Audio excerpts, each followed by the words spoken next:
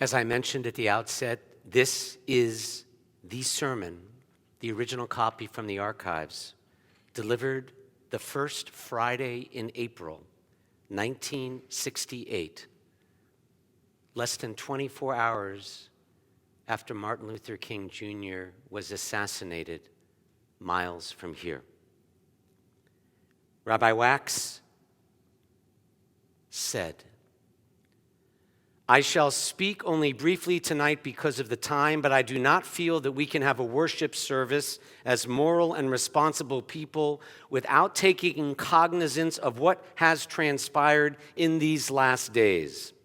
I am reminded of the speech delivered by President Roosevelt when the Japanese attacked Pearl Harbor. The president said in addressing the Congress that December 7th, 1941 would live in infamy. I think it can be rightly said tonight that April 4th, 1968 will be a day that will live in infamy. Speaking this morning to the mayor of our city, I said to him that I spoke with mixed emotions of sadness and of anger, of deep and righteous resentment, and the view which I expressed is the view of the clergy of the city of Memphis.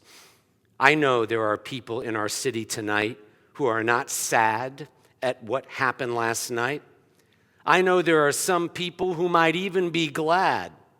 I remember a few weeks ago at the Rotary Club when the television newscaster made his 5-minute report announcing that Dr. Martin Luther King Jr. was coming to Memphis. There were some in the audience who sneered and some who mocked the announcement. But I wonder who those people are contrasted with Martin Luther King. Who is this man, Martin Luther King, that the President of the United States should proclaim a national day of prayer? Whose death is mourned in the capitals of the world? Whose death is deeply regretted by decent people, responsible people, wherever they may live? Who is this man who is sneered and mocked by some of our so-called civic leaders? I shall answer very simply and briefly. Martin Luther King was a modern-day prophet, a prophet like Amos and Isaiah and Jeremiah, a man who walked in the footsteps of Moses. What did Martin Luther King do? Martin Luther King helped to bring freedom to the oppressed people, yet free in this free nation. He fought to break the chains that have oppressed people. He sought to give men dignity. He sought to make this a better world in which to live. Oh, how the cynics sneered when they gave him the Nobel Peace Prize. They said, "What did he do to deserve it?" How little can people be? Here was a man in the tradition, the grandest traditions of Judaism and Christianity, bringing freedom to people. And we white hypocrites that speak about freedom for all people know full well that not many miles from here, Negroes were unable to vote. In this very city called a place of good abode, because their skin was black, they had to sit in the back of a streetcar. They were not even given the dignity of their name. Martin Luther King was one of the greatest men of this century because he personified the greatest teachings in our faith and in Christianity. And he did it without violence.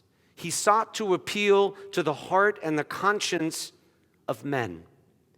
When I memorialized or tried to memorialize the late President John F. Kennedy, standing in this place, I said, "You judge a man not merely by the friends he has, but by his enemies." Who are the enemies of Martin Luther King? Segregationists. And a segregationist is a bigot. A segregationist violates the laws of the Torah in the Ark. A segregationist desecrates Judaism. These are the people who dislike Martin Luther King. These are the people that sneered when his name was mentioned at the Rotary Club. Ah, yes, Martin Luther King's skin was black, but his heart was whiter than those who would deny dignity to men because their skins were black. Yes, I speak harshly tonight. I speak Judaism. I speak the Torah. And it is time for us to take it seriously.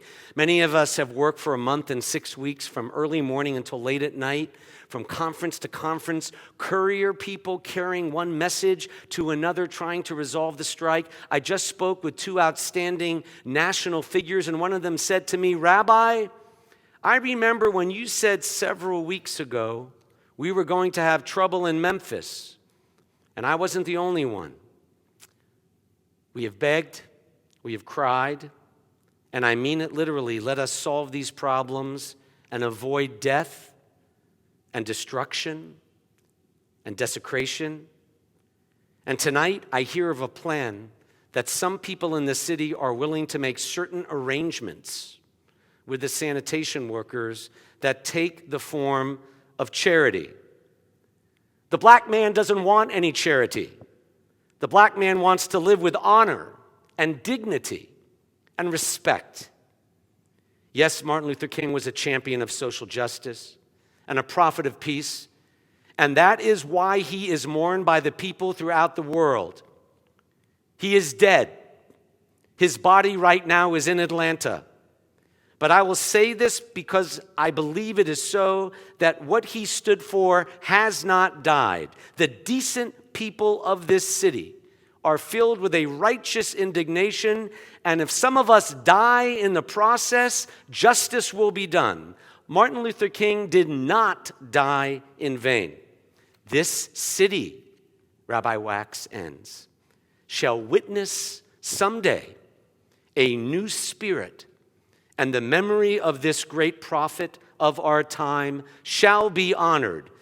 There will be the bigots and the segregationists and the so-called respectable but unrighteous people who will resist. But in the scheme of history, God's will does prevail. Yes, I speak with anger, and I speak with a broken heart. I am not sad that it happened in Memphis. Some people said, "Isn't it too bad it happened here?" No, my friends. I love Memphis. I love the city, but this doesn't disturb me so much. I am disturbed by the conditions of racial injustice that prevail here and in our country. I am concerned about the bigotry and prejudice in our community. This disturbs me. Martin Luther King was one of the world's greatest men in this time. He was detested and forsaken and spat upon in his lifetime, but his memory lives on tonight. That memory is an inspiration. That memory is an encouragement. That memory has given those of us who were weak a new resolve and a new determination that God's will be done. He had a young life of only 39 years. We are deeply grateful.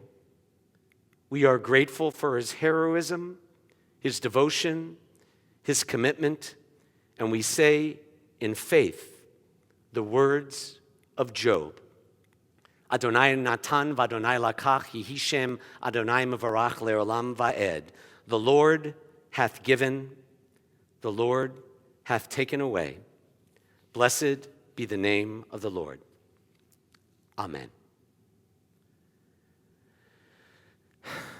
As these powerful and emotional words from 52 years ago reverberate in our hearts and souls, I am honored to announce tonight that Temple Israel will establish the Rabbi James A. Wax Fund for Social Justice. Thanks to a most generous commitment to offer opportunities for Temple members to focus our efforts on one of the major tenets of Reform Judaism, the concern for and commitment to help those unable to speak or act for themselves in Memphis. Starting on this momentous Shabbat, we've been planning for a year, and we'll commemorate every April with the city of Memphis. We will bring all of Temple's social justice actions and activities, those we are already involved with and those we will support going forward under the auspices of this fund, which is named for Rabbi James A. Wax, a social justice giant, not simply for Temple Israel and Reform Judaism, but also for the larger Memphis community. This fund will remind us and drive us to continue this sermon, to continue our work with Micah, the National Civil Rights Museum, but also newer initiatives from healthcare access and mental health to our close partnership with the Latino and immigrant community, African American church community, Mothers Demand Action to end gun violence, and our leading Jewish role as an LGBT-friendly Keshet congregation, other initiatives driven by our clergy. But we will engage congregants in ways that we haven't before, growing our ranks of those who reach out to help our brothers and sisters in need. We're already doing that now. We'll continue doing that work going forward in a world and a city that will need our support more now than ever before, all in the spirit and path Rabbi Wax led for all humanity.